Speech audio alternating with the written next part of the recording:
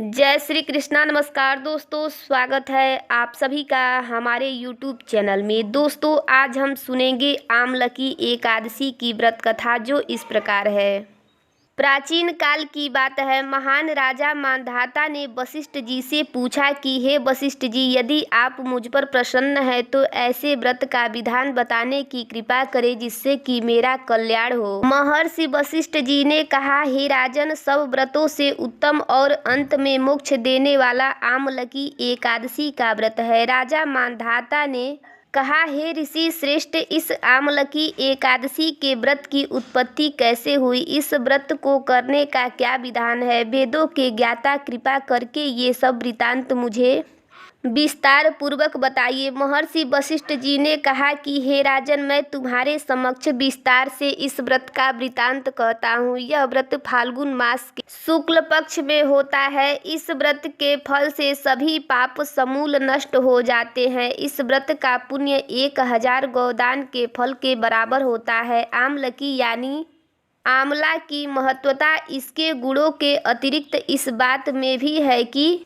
इसकी उत्पत्ति भगवान विष्णु जी के श्रीमुख से हुई है। अब मैं आपको एक पौराणिक कथा सुनाता हूँ, कृपया करके ध्यान पूर्वक श्रवण करें। प्राचीन समय में वैदिक नामक एक नगर था। उस नगर में ब्राह्मण, वैश्य, क्षत्रिय, शूद्र चारों वर्ण के लोग प्रसन्नता पूर्वक रहते थे। नगर में सदैव वेद ध्वनि गूंजा करती थी। उस नगर में कोई भी पापी, दुराचारी, नास्तिक आदि ना था। उस नगर में चैत्रनथ नामक चंद्रवंशी राजा राज्य करता था। वह उच्च कोटि का विद्वान तथा धार्मिक प्रवृत्ति का व्यक्ति था। उसके राज्य में कोई भी गरीब नहीं था और ना ही कंजूस। उस राज्य के सभी लोग विष्णु भक्त थे। वहाँ के छोटे बड़े सभी निवासी प्रत्येक एकादशी का व्रत करते थे। एक बार फाल्गुन मास के शुक्ल पक्ष की आमलकी एकादशी आई। उस दिन राजा और प्रत्येक प्रजाजन, वृद्ध से लेकर बालक तक, इस एकादशी का उपवास किया। राजा अपनी प्रजा के साथ मंदिर में आकर कलश स्थापित करके तथा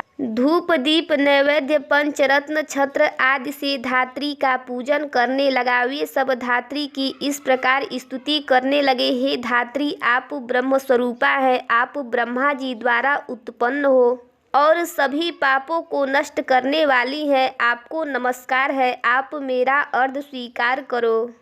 आप श्री रामचंद्र जी के द्वारा सम्मानित हैं। मैं आपसे प्रार्थना करता हूँ कि मेरे सभी पापों का हरण करें।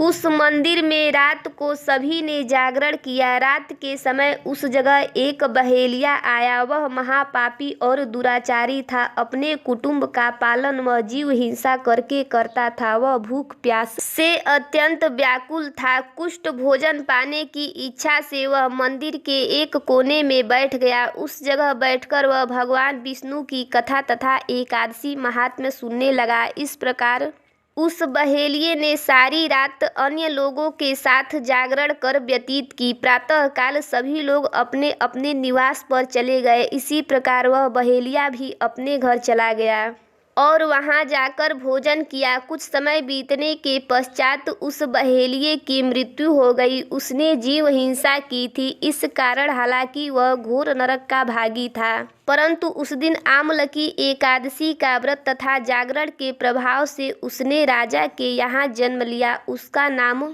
बसूरथ रखा गया। बड़ा होकर वह चतुरंगड़ी सेना सहित तथा धन धान्य से युक्त होकर 10 सहस्त्र ग्रामों का संचालन करने लगा। वह तेजमय सूर्य के समान, कांतिमय चंद्रमा के समान, वीरता में भगवान विष्णु जी के समान तथा क्षमा में पृथ्वी के समान था। वह अत्यंत धार्मिक, सत्यवादी, कर्मवीर और विष्णु भक्त था। वह प्रजा का समान भाव से पालन करता था। दान देना उसका नित्य का कर्म था। एक बार राजा बसूरथ शिकार खेलने के लिए गया। दैव्य योग से वन में वह रास्ता भटक गया और दिशा का ज्ञान न होने के कारण उसी वन में एक वृक्ष के नीचे सो गया। कुछ समय पश्चात पहाड़ी डाकू वहां आए और राजा को अकेला देखकर मारो मारो चिल्लाते हुए राजा बसूरथ की ओर दौड़े। वह डाकू कहने लगे कि इस दुष्ट राजा ने हमारे माता पिता पुत्र पौत्र आदि समस्त संबंधियों को मारा है तथा देश से निकाल दिया। अब हमें इसे मारकर अपने अपमान का बदला लेना चाहिए। इतना कहकर वे डाकू राजा को मारने लगे और उस पर अस्त्र शस्त्र का प्रहार करने लगे।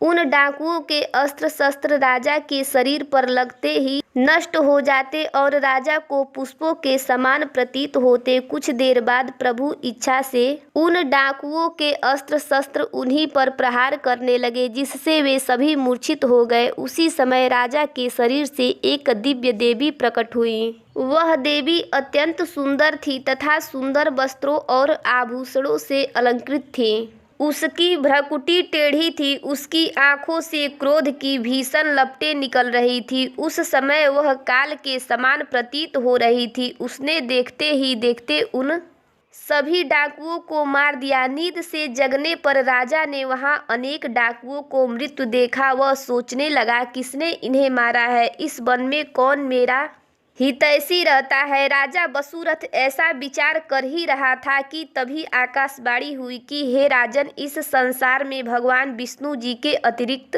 तेरी रक्षा कौन कर सकता है? इस आकाशवाणी को सुनकर राजा ने भगवान विष्णु को स्मरण करके उन्हें प्रणाम किया। फिर अपने नगर को वापस आ गए और सुखपूर्वक राज्य करने लगे। महर्षि वशिष्ठ जी ने कहा, हे राजन, यह सब आमलकी एकादशी के व्रत का प्रभाव था। जो मनुष्य एक भी आमलकी एकादशी का व्रत करता है वह प्रत्येक कार्य में सफल होता है और अंत में वैकुंठ धाम को पाता है। तो बोलिए विष्णु भगवान की जय।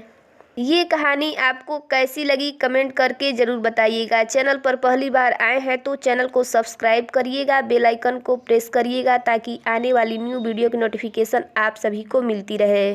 वीडियो अच्छा लगे तो वीडियो को लाइक और ज़्यादा से ज़्यादा शेयर करिएगा। जय श्री कृष्णा।